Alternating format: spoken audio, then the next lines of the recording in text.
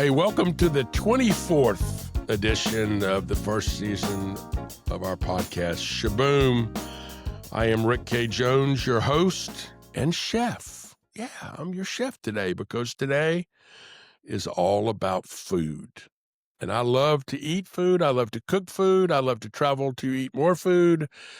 I like to talk about food. You know, some people eat to live.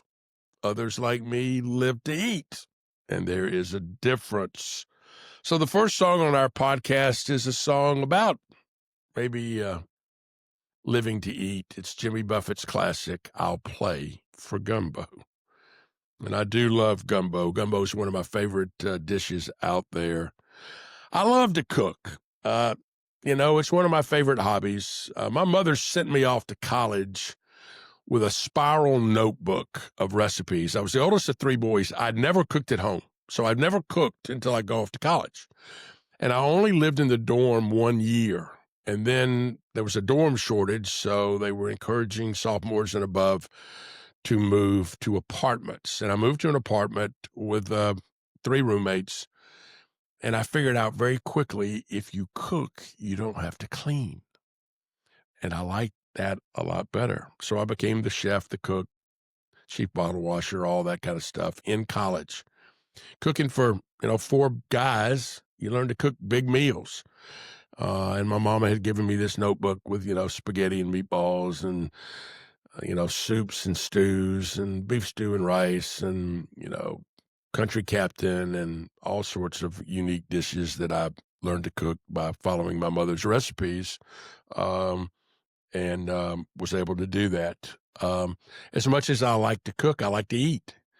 I like to travel. And when I travel, I usually plan where are we going to eat each meal. I have an article, an old article in my files called New Orleans on 6 meals a day.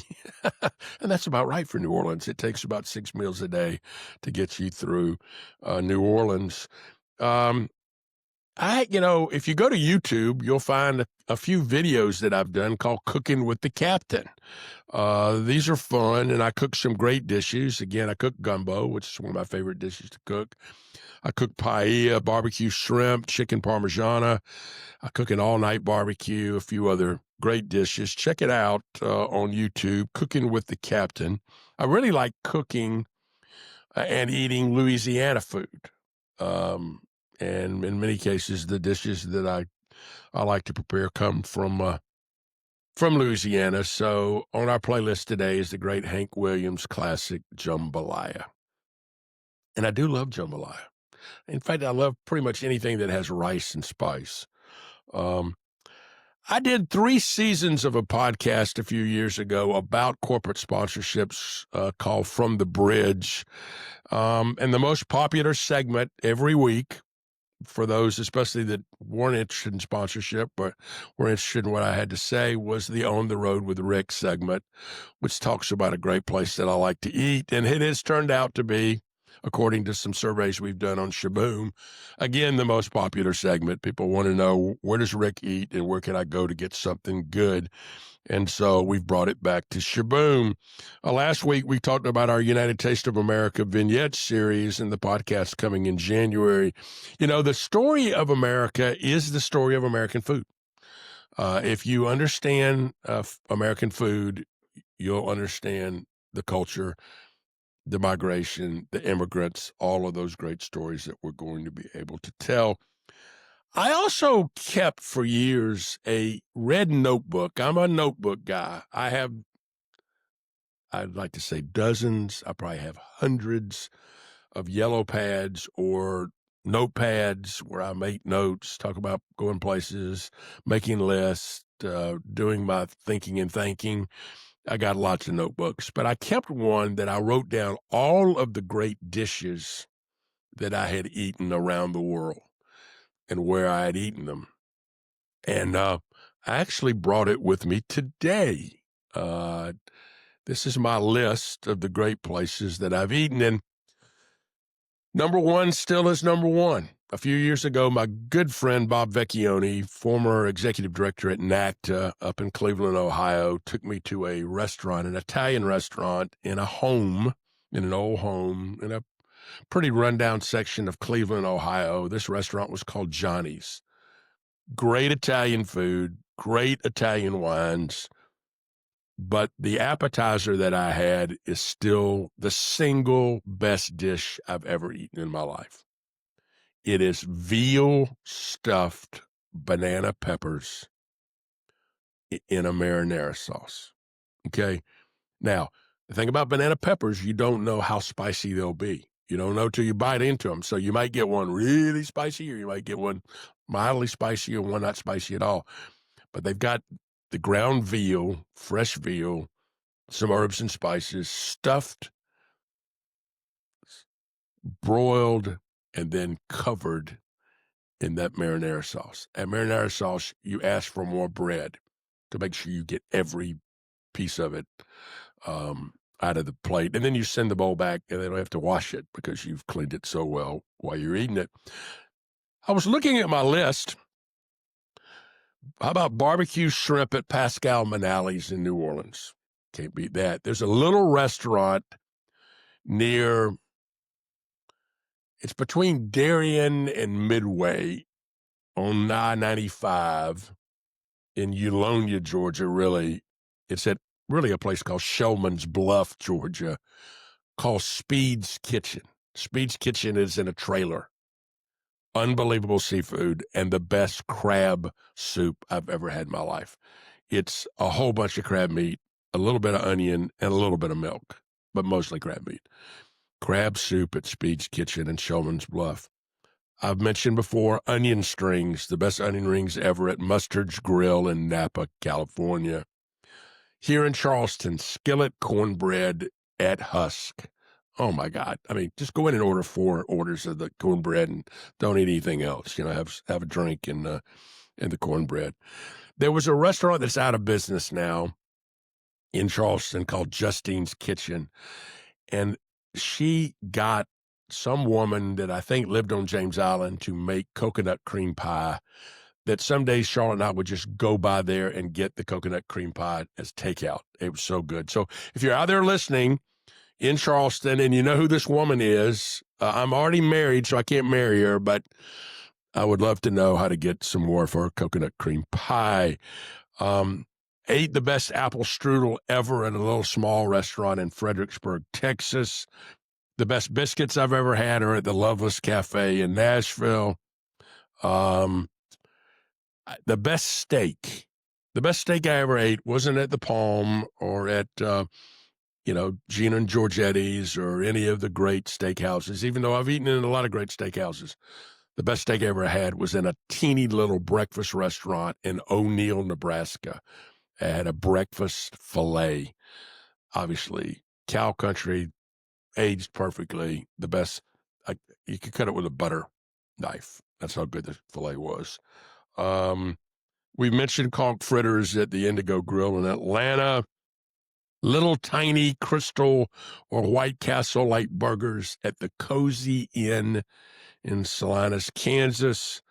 Best brisket I've ever had, not at Franklin's Barbecue. Great brisket there. Best I've ever had, Louis Muller's, Taylor, Texas. Fridays, you better get there at 10 a.m. They're out of brisket at 11 a.m. Okay, get there, have breakfast, brisket for breakfast. A great place. How about tortilla soup at the Alamo Cafe in San Antonio, Texas? A Pim's Cup at the Napoleon House in New Orleans. How about a muffalata? The best one I've ever had, again, is at Central Grocery in New Orleans. I've had the best fried oysters ever in a little restaurant in Apalachicola, Florida, where the oysters came right out of the bay. You could see the beds from where you ate. Had seafood in a bird's nest. The bird's nest was made of fried potatoes.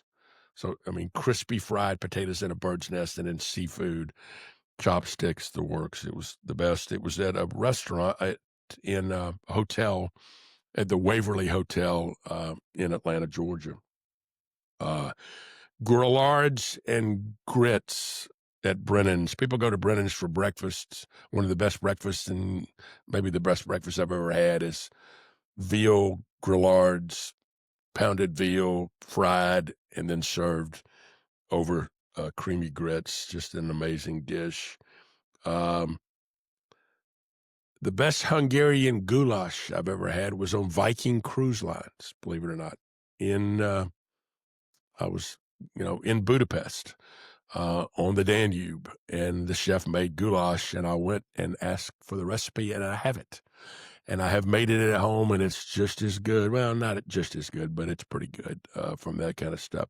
I can remember eating great Peking duck, not in China, but in Amsterdam, believe it or not. And Amsterdam's also another town that has great Indonesian food because of the Dutch settled Indonesia, and there's a lot of great food there. I can remember going and having a 5-course tasting menu at a winery in Niagara on the Lake, Ontario, in Canada. Soft shell crabs in Lafayette, Louisiana. A lobster roll, obviously, in Maine. A crab roll at a place called Eventide Restaurant in Portland, Maine. It's an amazing restaurant, amazing food. And so it goes. And so I've eaten a lot of great food, and I'm still looking to double that list as I go along. I've got a new one. Charlotte and I recently got back from a trip to Clearwater, Florida. Clearwater's kind of a throwback. It's an old beach town. It used to be a sleepy, what we called old people's town. This time, summertime, a lot of families. We were stunned at how few American families there were and how many multinational families there were from all over the world. A lot of Spanish-speaking people, a lot of Eastern Europeans, even heard some African dialects on the beach, but a lot of young families that were there. We went to a restaurant that's been there a number of years, Caesar's at the beach. Couple of Italian chefs, husband and wife, wonderful food there, but they made an eggplant rollatini, rolled and breaded eggplant, stuffed with ricotta cheese, marinara sauce on top. Again, Charlotte and I fought over the last piece. It's like, no, that's mine. You've already had yours. You have. It was. I should have just ordered 3 orders of that instead of what I did order, but I did order sea bass that was grilled with, capers and onions and other things that was good too. But this eggplant rollatini goes on my list. And again, I sopped up that marinara sauce with some great warm Italian bread. There's a wonderful series running right now on HBO, 2-part series, a film on the life of Billy Joel. And in honor of that, and it is a wonderful film, you've got to see it, a 2-part film on Billy Joel is his classic song, You Can Eat Anytime You Want in Your Italian Restaurant. It's from the classic album, The Stranger. I've got a large collection of cookbooks, and I do cook from cookbooks, but I also have 3 gigantic files, plastic files, file folders, where I rip out recipes in magazines and have for decades. And occasionally I'll go back. This week, I went back and I said, I've got these fresh tomatoes that I've picked on John's Island, and I want to have a fresh tomato sauce. And I found a recipe in there, very simple recipe. You take the fresh, ripe tomato and you cut out the little stem on the top, and then you take a grater and you just grate all of the juice and all the pulp. And then the skin, obviously, you just throw away. You take a little bit of olive oil, a bunch of garlic, throw it in there, begin to brown it up, and then throw a sprig of rosemary. I never had done that before, rosemary. Then you dump the marinara in, remove the rosemary, let it cook 4 or 5 minutes, and then you put 2 tablespoons of unsalted butter. Stirred it up, then dump the pasta into the sauce. It was killer. It was amazing. And it was all because of a recipe that I found in one of my files. But I do have a lot of cookbooks, and I have a few cookbooks from our next guest, the great Jessica Harris. My special guest today is Jessica Harris, who is the leading expert on African American culinary history, recipes, nuances. She's one of my favorite people. I have a number of her cookbooks at my house, and her latest cookbook we're going to talk about today is called Braided Heritage. Let's welcome Jessica to Shaboom. Jessica, welcome to Shaboom. Well, shaboom back at you. Thank you. I ask all my guests a little bit about where they were reared, early life. Tell me where you were raised. I'm a New York City girl. I was born and raised in Queens. Spent my 20s in the fabulous West Village. Moved to Brooklyn, to the Independent People's Republic of Bedford-Stuyvesant in the, oh goodness, I can't remember now, but probably in the 80s. And I'm still there. But you've spent time Martha's Vineyard, time in New Orleans too. So you have a little different view than just the view of somebody that, It's not. thinks the sun rises and sets over the East River and the Harlem River. Yeah, no. In fact, I'm speaking to you from Martha's Vineyard. So, yeah, I have, as a friend of mine says in French, j'ai bien roulé ma bosse. So I have rolled my little bump around a fair amount. But those are my cardinal points: New York, New Orleans, and the Vineyard. Well, when did you become fascinated with food? Honestly, I don't know. I was in the late 1970s the travel editor for Essence, and at some point there was asked to, was working on the editorial calendar, and we came up with the idea that I would be horrible name. I'd never do it now, but I would be the Go Gourmet. And so every other month I wrote about food and travel and culture, and particularly because it was Essence, food, travel, and culture related to the African diaspora, but not exclusively the African diaspora. So I tell people I was doing Bourdain before Bourdain was doing Bourdain, because I was traveling and talking with people and seeing their cultures and, living with them and stuff. And so the food writing grew out of that. Well, it's interesting. The story of food in America is the story of America. I find that we're going through an interesting time where there's questions about immigration. The truth is, all of us, including the Native Americans, came from somewhere else. We are all children of immigrants, or in the case of African Americans, children of slaves. Well, And it's, where this giant gumbo is all these multicultures that have come together. absolutely. I am going to make one professorial comment, and I do that. We're not the children of slaves. We are the children of people who were enslaved by others. I think that that's Great point. an important point to make, because to call someone a slave is to imply that that is their being, and it is not. It is a condition imposed by A on B. It is not B. So But anyway, you were the only culture that was brought here against their will versus yeah, other cultures that came here for opportunities or other things. opportunities, or we all got here is the point, I guess. We're all here is the real point. We're all here now in this place. And so the book Braided Heritage, it talks about the foundational food, the origin food, not necessarily all of the things that went into the mix today, but the things that were there at the beginning of this thing that we call the United States of America. And that simply is why it's a braid, because there were three cultures sort of feeding into it. Native American, or American Indians, as the museum in DC calls folks. European Americans, but very specific European Americans for the most part, not exclusively. The Spanish, you think about Florida, which predates Jamestown and Plymouth and, all. The British, the Jamestown, Plymouth and stuff.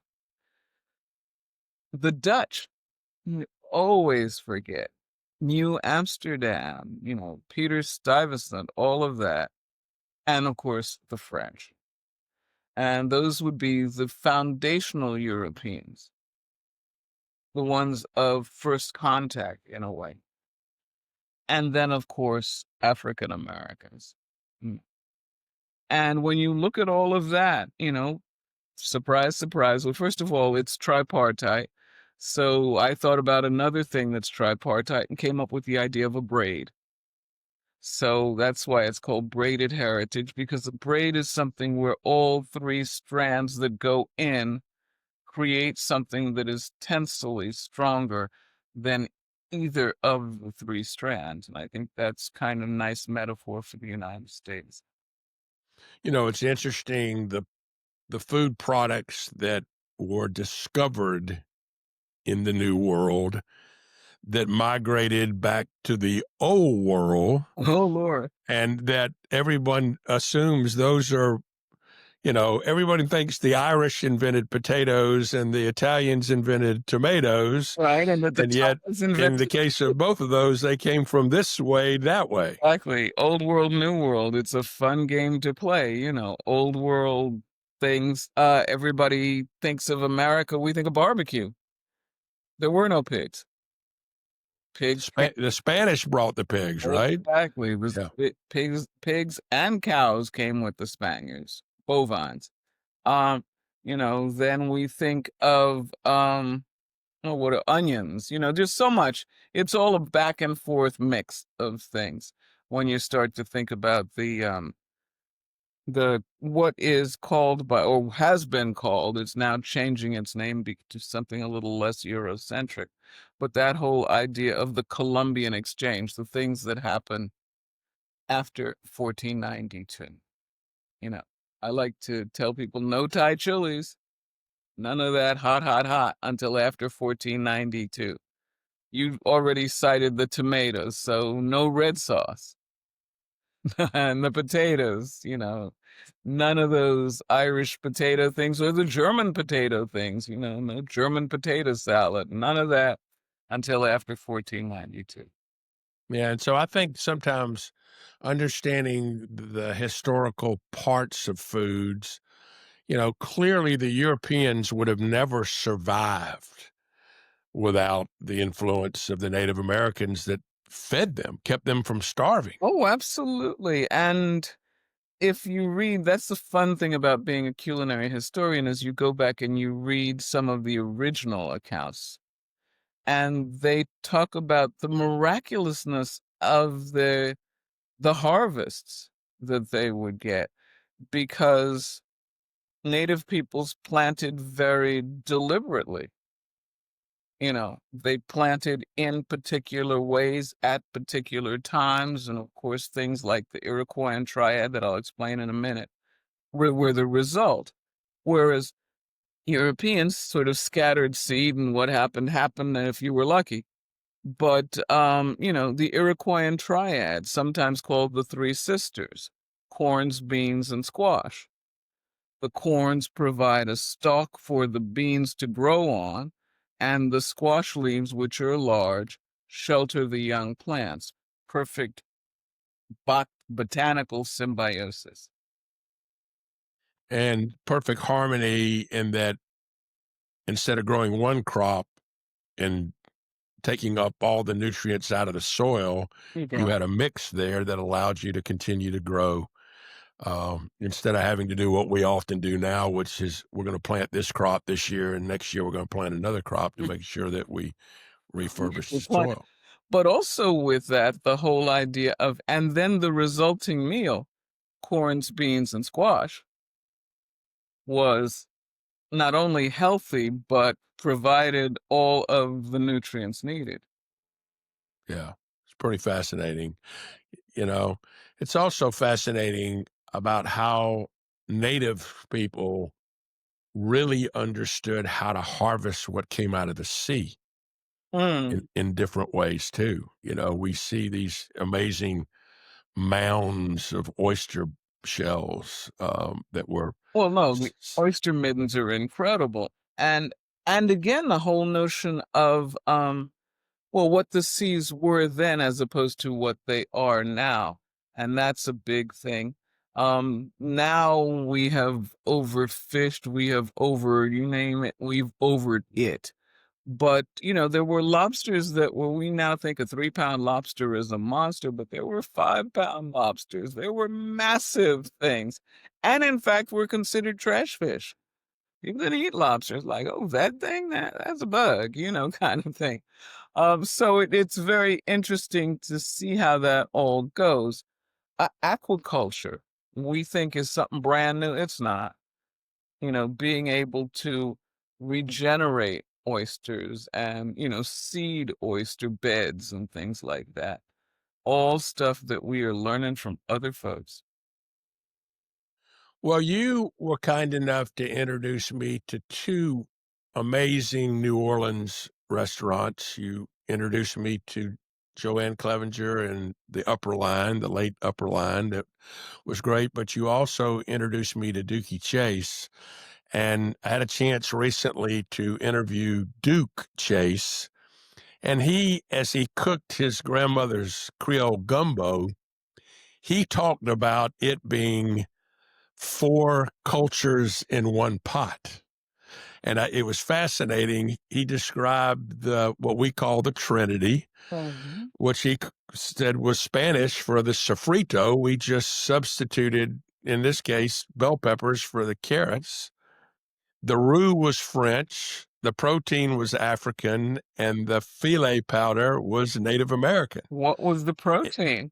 And he talked about the seafood and the things that went into the pot. Yeah, well, I think that may have been a little bit of an overclaiming. Seafood wasn't African; it was here, too.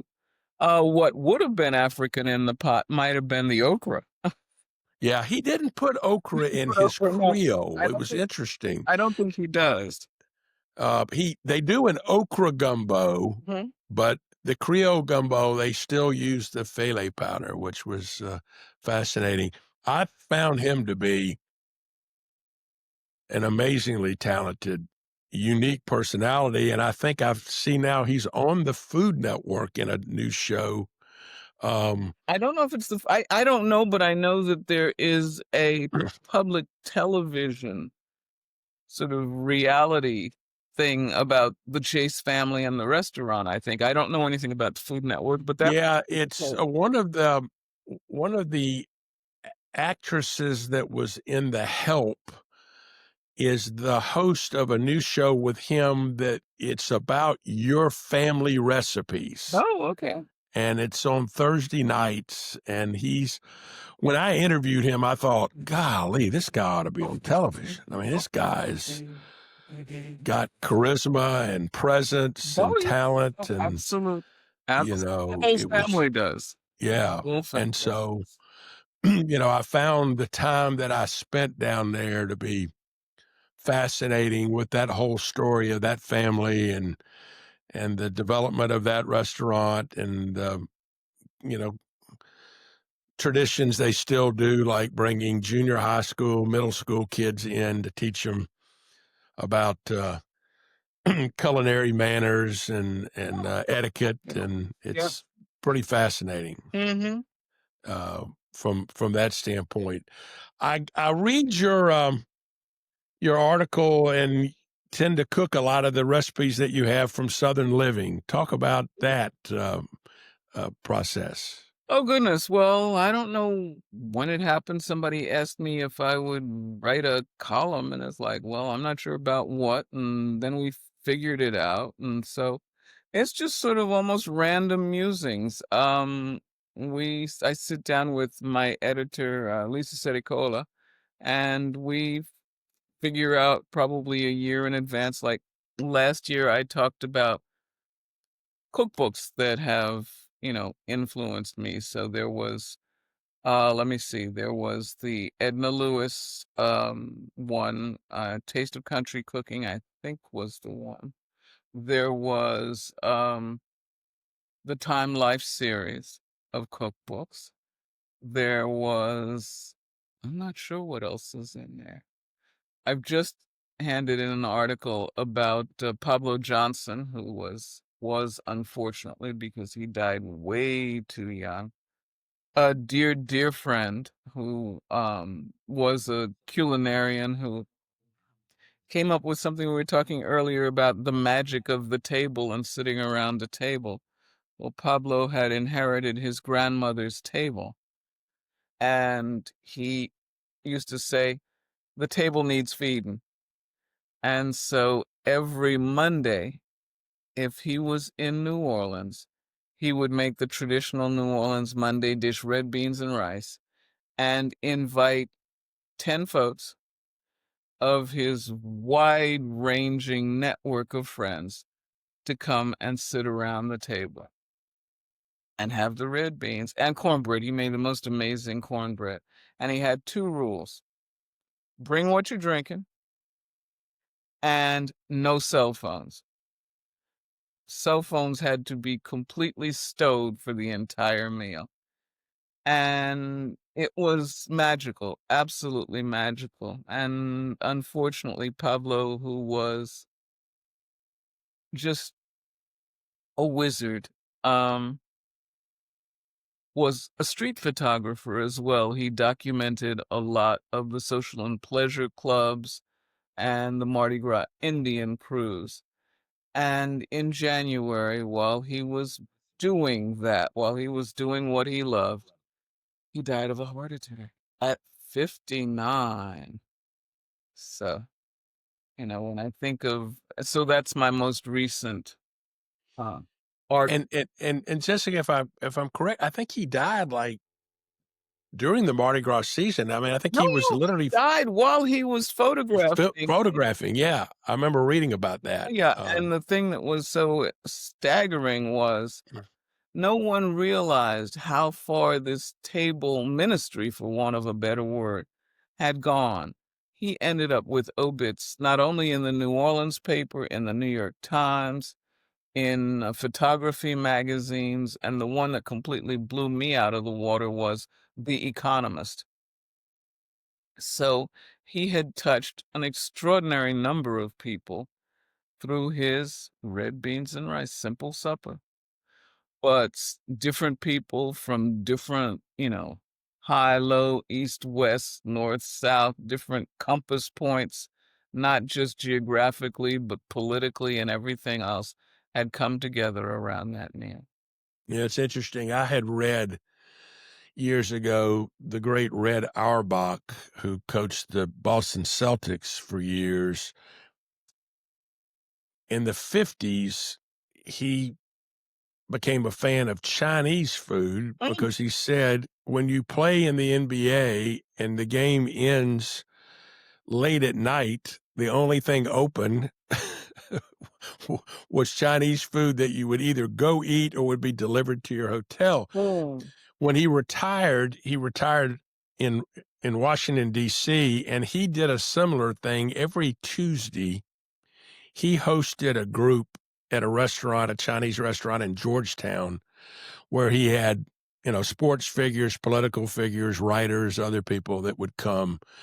And he said, I'm going to pick up the tab. You Right. come and you share of yourself. And it was really kind of a interesting thing. When we were off camera, I mentioned that the great Ray Charles had donated some money to Dillard University to do something within their culinary institute, because he said nothing brought people together better than music and food. And then you have a personal connection to that. Talk about that. It wasn't just some money. He donated $1 million.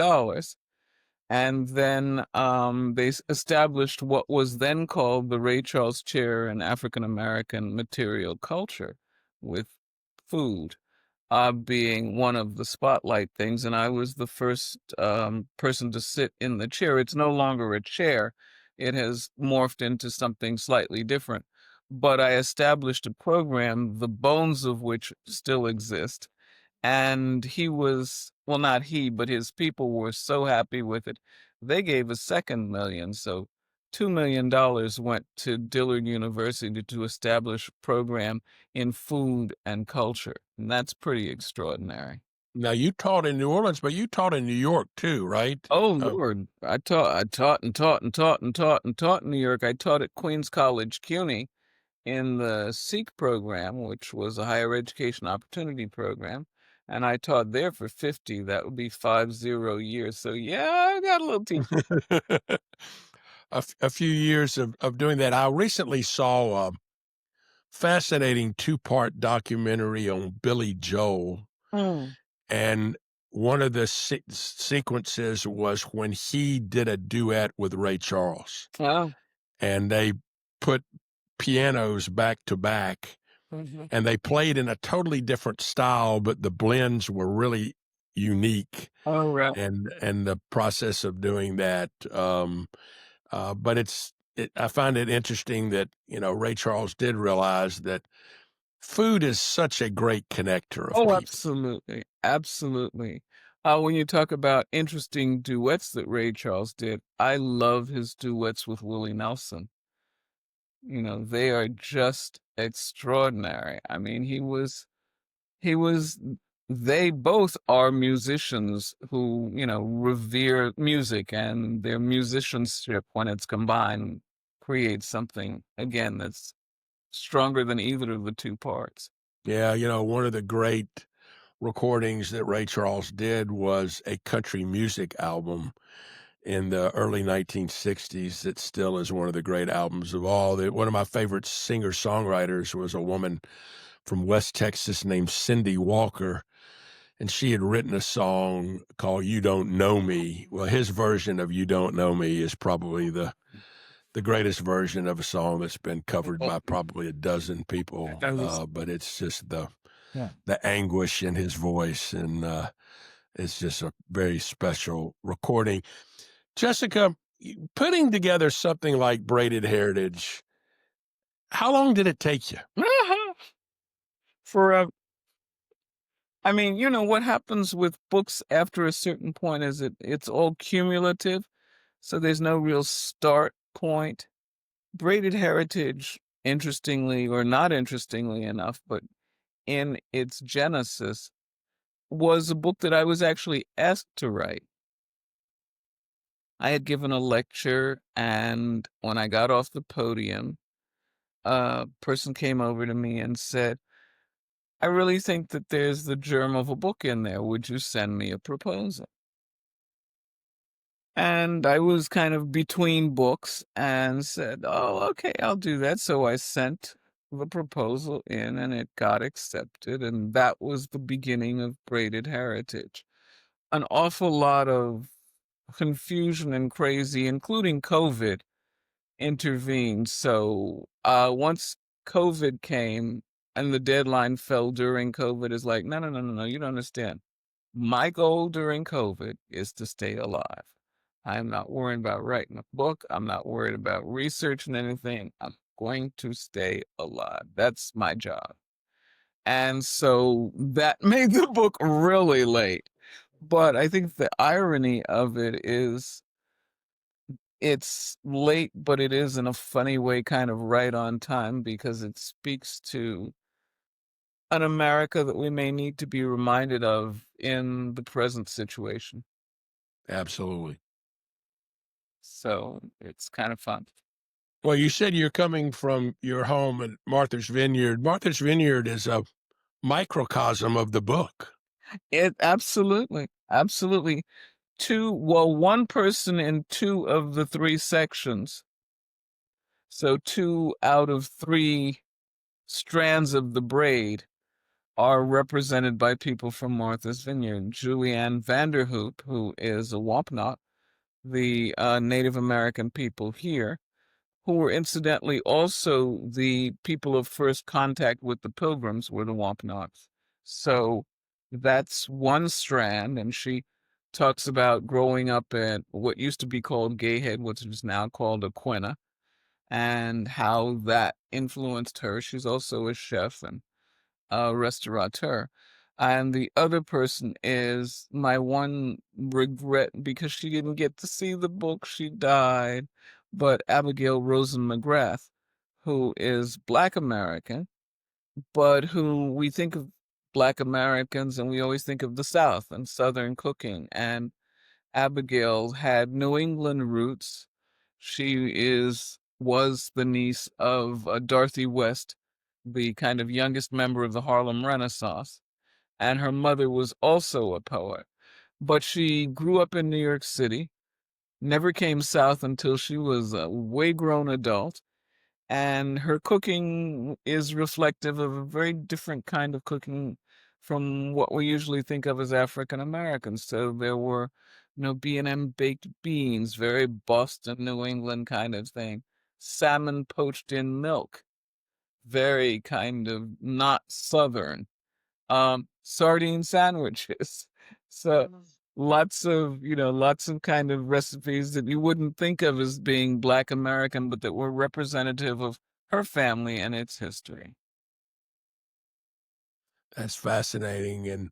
And then obviously there was, while you don't necessarily spotlight the Europeans, but Martha's Vineyard had a very European flavor with a lot of different European cultures Oh, absolutely. because of the fishing industry and the whaling industry. And Yeah, no, absolutely. But for the European cultures, and the premise of the book or the organization of the book is that I defined the three braids, and then I looked to my friends who were representative of different parts of the braid. So for the Native Americans, I took Julianne Vanderhoop, who we've already spoken about, another person named Renee Hunter, who is a Shinnecock, eastern end of Long Island, so really out there almost in the Atlantic Ocean.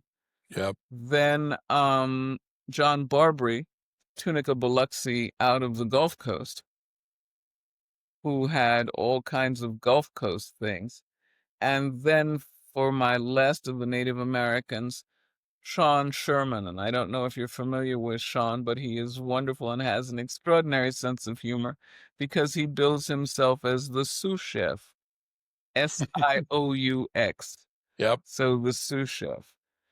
And then for the Europeans, we've already said that it was the Spanish, the British, the Dutch, and the French. So for the Spanish, Melissa Guerra, who is a seventh generation Texas from the border.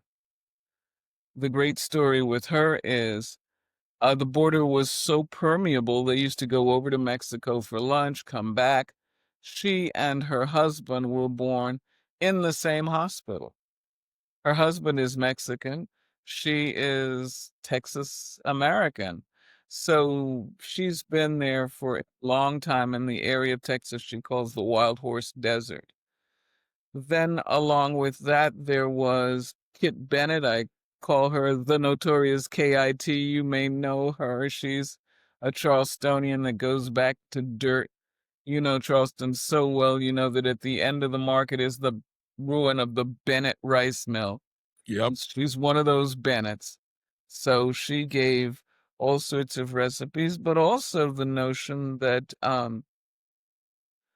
what patrician Charlestons were eating in many cases was very African because the person or persons in the kitchen were of African descent. So that's already things starting to braid early, along with the British thing, because the Charlestonians or the people who got those original land grants wouldn't have cooked in England. They had cooks, so they didn't know what to do. So they had to find somebody who knew what to do because it was truly not their thing per se. So she represents Charleston, well, represents the British. The person who represents the Dutch is the only Outlander. Her name is Peter Rose, and she is actually American. She's an American citizen, but she was born in the Netherlands. And she is the leading historian of the Dutch in New Amsterdam's food.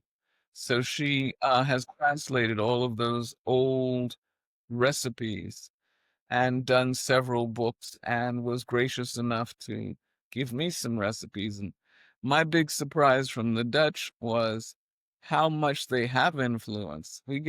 And when I say the Dutch, I mean the Low Countries, so Belgium, Netherlands, Luxembourg, Benelux countries. And we get from them cookies. Who knew? Waffles. Who knew? And more importantly, coleslaw. Who knew coleslaw was Dutch? It's coleslaw, cabbage salad. Who knew? So we got all of that. Then we got the French, and I went to a dear friend of mine named Louis Costa. And interestingly, he is a direct descendant of the second male child born in the French colonies, because people in New Orleans know stuff like that. But I was asking him, how do why the second? He said, because the first one died. So I'm a direct descendant of this. Okay. And then for Native Americans, I didn't go with points of origin because we are not sure unless we've done our DNA. So rather than that, I went with trends, and I talked about migration.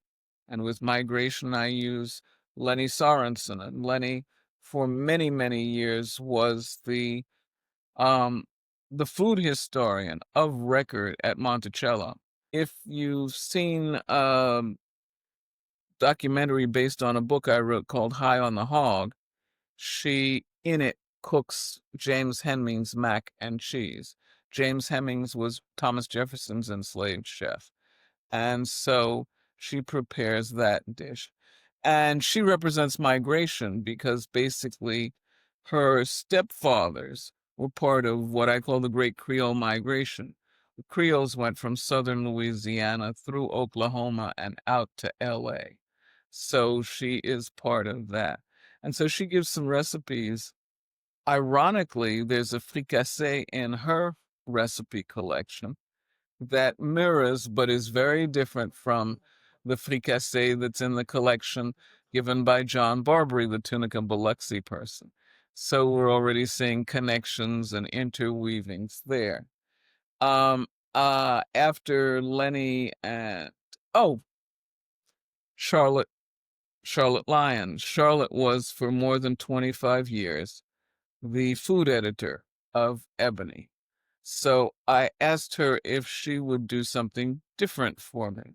I contend that African Americans do with food what they do with music, which is improvise and riff. So I asked her to riff on some of the traditional African American foods. So she took fried catfish and gave a fried catfish recipe, but also then did a recipe for catfish tacos. She did of a traditional beet salad, beets, onions, vinegar dressing kind of thing that African Americans cook and eat. Not saying it's native to Africa, but it's something that we eat. And then she did a golden beet salad that was a riff on that, and then several other recipes with that same kind of idea. And the fourth of the African Americans is me. And so that's the book in a nutshell. Well, it's a wonderful book. All of your books are wonderful. I know you're not done. What's next on the horizon for you? Oh, I've got a few things up my sleeve, which can't really talk about, but I can say we were talking about Ray Charles and food and music earlier. And so there's something that will involve food and music. And then there's something that's going to look at food history and my family, sort of combination of memoir and food history. And then I got a novel I'm thinking about writing. So there's all kinds of crazy stuff going. Good for you. Good for you. I knew you weren't done. I know you have a lot of great ideas. The book for everybody, again, is Braided Heritage. It is a terrific book, terrific recipes, but it's a story that's timely for where we are today. Thank you. We need to understand we all came from somewhere else. And collectively, we are this thing called the United States of America, and we need to get back to that in a big, big way. Amen. So thank you for being our guest today. Thank you for this wonderful book. Thank you for being my friend. Thank you for introducing me to a lot of wonderful people. And I appreciate you being a guest today on Shaboom. And thank you for having me. Shaboom to you. It's time for the boom. Hey, folks, no child should go hungry in America, and yet they do. So how can you help? Well, one way you can help is look in your neighborhood for your local food bank. We have a food bank here in Charleston, the Low Country Food Bank, and Charlotte and I regularly contribute to that food bank because nobody should go hungry. We've got plenty of food in America. We need to make sure we get the food to the people that need the food. But another way you can do it is by donating to an organization called the Society of St. Andrew. It's a religious organization. It's based out of Big Island, Virginia. And what they do is the old-fashioned, biblically based process called gleaning. Gleaning is where you go into the fields and pick the last bits of produce before they rot. And then you make them. Like, we have this amazing tomato farm on Johns Island, Bugsby's, where every July I go and pick lots of tomatoes, make lots of tomato sauce, make gazpacho, make salsas, do all kinds of things with tomato, or just make really great tomato sandwiches, which is, white bread, tomatoes, mayonnaise, some cucumbers, maybe a Vidalia onion, pretty good eating. But this group, the Society of St. Andrew, they organize groups all around the country to go into fields and pick produce and then get fresh produce to people that need it. So, hey, donate to your local food bank or donate to an organization like the Society of St. Andrew. And that's the boom. Well, it's time to take a trip down memory lane. I've told you in the past that we love to travel, and we've taken a number of Talc tours. Talc is the oldest tour operator in America. Started in 1925. Arthur Talc was a man who worked in the banking business. And his job was to take the coins every day down to the vault, down the elevator, and he stumbled and he spilled all the coins. And they fell down the shaft, and his boss fired him and told him, if you can come back and show me a better way to transport coins, you can have your job back. So he went home and he invented, the change drawer, the one that the pennies are a certain size and the quarters and the nickels and the dimes. He invented it. He came back and got his job back. Well, at lunch, instead of eating lunch, he would go out and sell the trays to other banks. And he was making so much money, he quit his job at that bank just to sell his coins, what we call coin drawers or trays, to other banks. Well, he was going up to northern New York, to the Adirondacks, and he didn't want to travel by himself. And so he ran an ad in the Wall Street Journal. He ran an ad and said, I'm going on a trip to the Adirondacks. If you'd like to go with me, all expenses paid, one fee, hotel, meals, sightseeing, everything. 6 people joined him. They told more people. He started doing more tours, making more money, doing tours than he was doing selling coin trays, and he formed Talc Tours. 1925.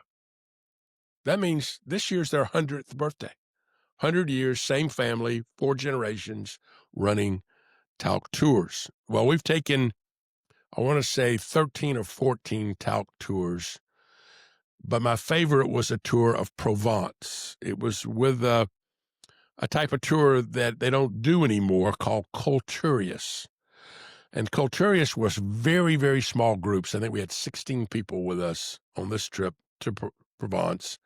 Had a wonderful tour guide who was an American from Sacramento who had married a Frenchman and lived in Paris, had 2 small children at the time, Gina. And we went. There are 2 food stories on that trip that are pretty fun.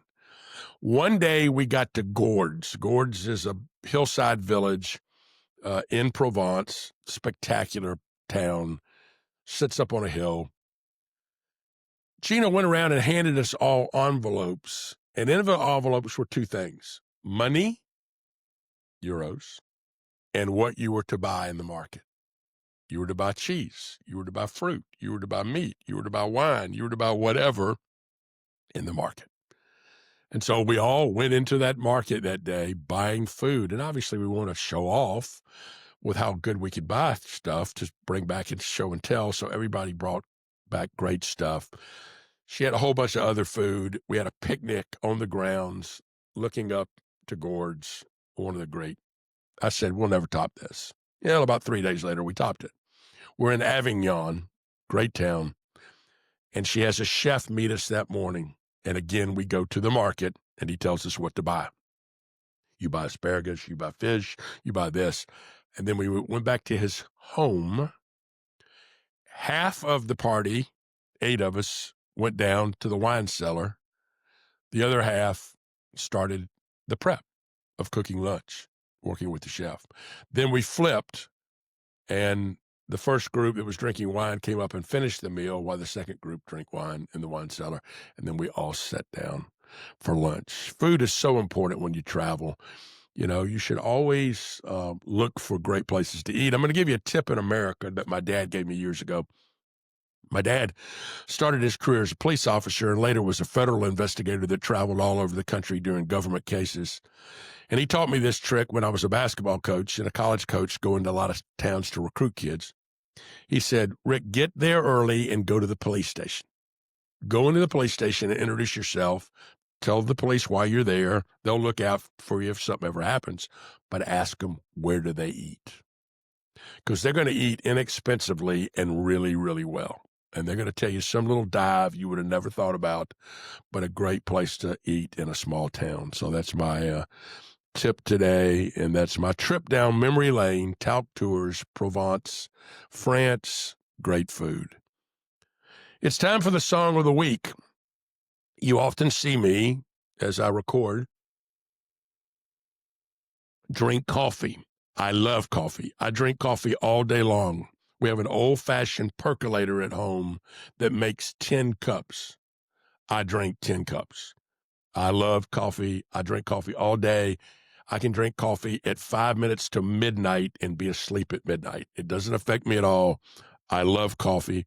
My go-to is the Starbucks Grande Latte, regular old whole milk. When I was a little boy, I started drinking coffee because my aunts and my mama and everybody would drink coffee, and they would take a little bit of coffee and pour it into the saucer with a lot of cream and a lot of sugar, and I would drink my coffee from the saucer, and that's where I got hooked on coffee, and I've drank coffee my whole life. So in honor of coffee today, on our playlist is the great Manhattan Transfer with their version of the Java Jive. Let's get back on the road with Rick. Recently, I found myself, Charlotte and I found ourselves in Tarpon Springs, Florida. Tarpon Springs is a very interesting place. It's on the Gulf Coast. It's north of Clearwater, and it was famous for the sponges, the sea sponges that grow in that area off the coast of Florida. And, you know, years ago, before we had plastic sponges, manufactured sponges, you had to get real sponges to use as sponges in the kitchen or in the bathroom or wherever you want. Well, there was a Greek man out of Philadelphia that kind of discovered how many sponges there were in Tarpon Springs. And he ended up having 500 Greek families immigrate to the United States. And so Tarpon Springs is still this Greek town. In fact, there's a radio station there that plays nothing but Greek music and talks in Greek on the radio station. It has a beautiful Greek Orthodox church on the square in Tarpon Springs, and they still catch and harvest the sponges there in Tarpon Springs. You can get on a boat and go out with them, and they'll dive and come back and bring you fresh sponges. You can buy fresh bunches. Well, obviously in a town like that, there's a lot of great Greek food, and there are a lot of great Greek restaurants. But we found ourselves in one of our favorites called Acropolis, the Acropolis Greek Tavern, and we had probably the best Greek salad I've ever had in my life. An amazing Greek salad with perfect feta cheese. But they did something unusual I had never seen before. They put potato salad on top of the Greek salad. And this was the best potato salad I've ever eaten in my life. I mean, I could have just eaten a bowl. I could have bathed in a bowl of this with the Greek salad underneath it. It was phenomenal, but that wasn't the best part. The best part was they grilled a fresh local snapper with all kinds of peppers and onions and a butter wine sauce. Let me tell you what, we picked that fish clean. The cat was mad. There was nothing left for the cat that was outside the door looking for the scraps. It was unbelievable. Nothing but bones left for the cat. It's Acropolis Greek Taverna on the main strip in Tarpon Springs on the road with Rick. You know, there are a lot of great drinking songs out there, too. If you're going to eat, you might as well drink, too, right? We have two on our playlist this week. The first one is a classic beach music song. It was actually recorded the year before I was born, 1953, by a guy named Amos Milburn. You can still find it out there. It's called One Shot, One Bourbon, One Beer. George Thorogood and the Destroyers did a cover version of it later, but the original is really good. Amos Milburn, One Shot, One Bourbon, One Beer. Well, if you drink too much, you get a hangover. And one of the great hangover songs is by the Eagles. It's called It's Just Another Tequila Sunrise. Let's continue our drinking now with wine and wine. I'm gonna wine first today, okay? I'm going to wine before the wine.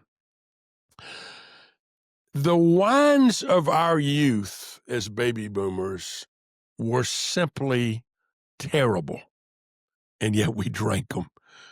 We're all going to date ourselves. Do you remember drinking Boone's Farm? Do you remember drinking Mateus Rosé? How about Lancers? Mad Dog 2020, Mogan David. You got to be kidding me. How about Manischewitz?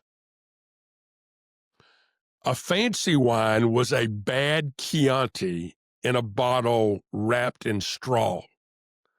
I mean, it was things the Italians wouldn't drink. They sent to us to drink. Bad, bad wine indeed. That's the wine. Let's have a good wine today. I love Italian food. So let's make up for all the bad wine we've had with a classic Italian wine from Tuscany. I mentioned bad Chiantis that were in those horrible bottles, straw bottles. Really good Chiantis are really great wines. And this is a Chianti Classico from Agricole Quinciabella 2019 Reserva Red. It's got 93 points out there on the points. Costs you about $60. It's worth it. It's worth it. So don't whine. Go get a good bottle of wine. And that's our wine and wine. It's time for the last word. The late, great Julia Childs said this, and I agree with this.